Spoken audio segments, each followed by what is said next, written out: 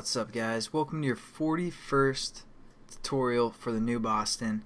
And what we're going to do in this tutorial is basically finish up our application, and we're going to briefly talk through everything, and we're also going to learn about permissions in this tutorial. There's quite a few things, but it's going to be pretty simple, and I did check it on my phone. Basically the emulator is messed up in the last tutorial. I don't know if it can't use the camera application or what, but it does work on my phone anyways. So what we're going to do now is basically get that image or this bitmap that we collected from the data that was received after our camera application finished.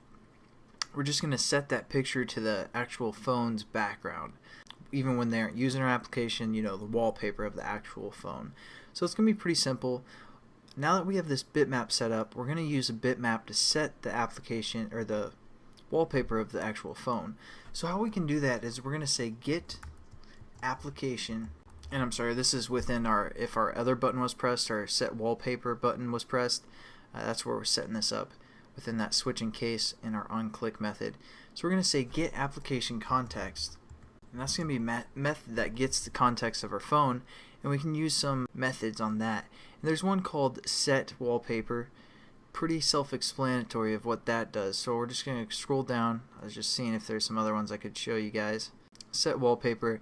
As you can see, it takes a bitmap,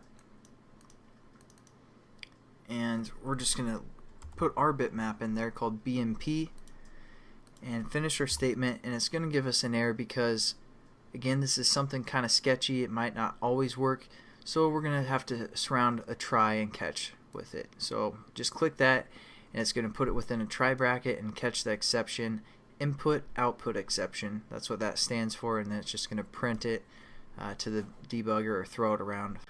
So there we go. We pretty much finished this application, and the only other thing we need to do is, because we are setting the wallpaper, we're going to have to add a permission.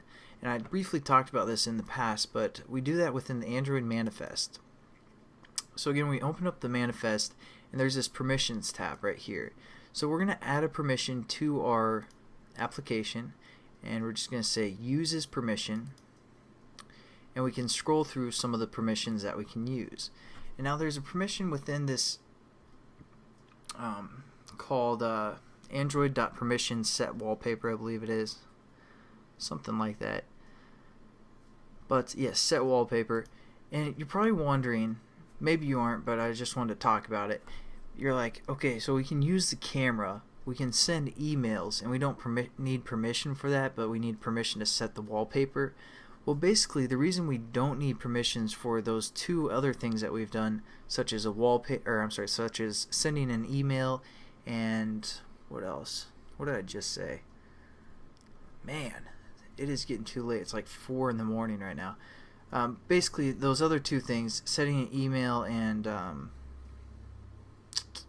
using the camera, we can use those because we aren't actually defining those activities. Those are kind of standard activities, and to use those activities when they created them, basically the email activity, that's where they set up those permissions. So we're just using a different activity for the most part, or a different application altogether. Same with the camera. So if we set up our own custom camera, we'd probably have to use a permission for that.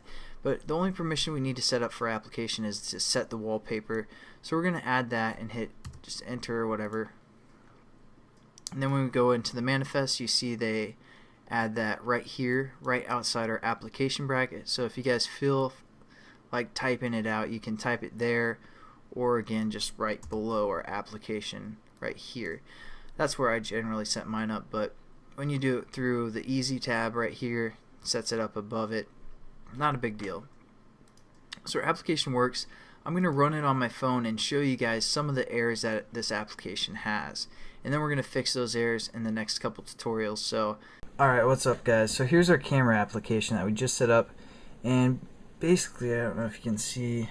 Alright, so we're going to try and take a picture, and it opens up our camera activity, as you can see here.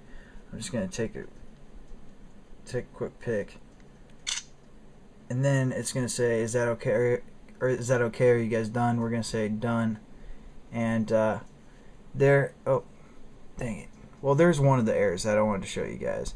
Basically, when we tilt our camera, that picture goes away, But just to show you guys that this activity or this application actually works, I'm going to take a picture like this and then hit done. And as you can see, there is our image view right here, and it has that picture I just took. And then we can say set wallpaper, and we're gonna add like a little display so it gives the person using the application a little bit of security that it did set the wallpaper.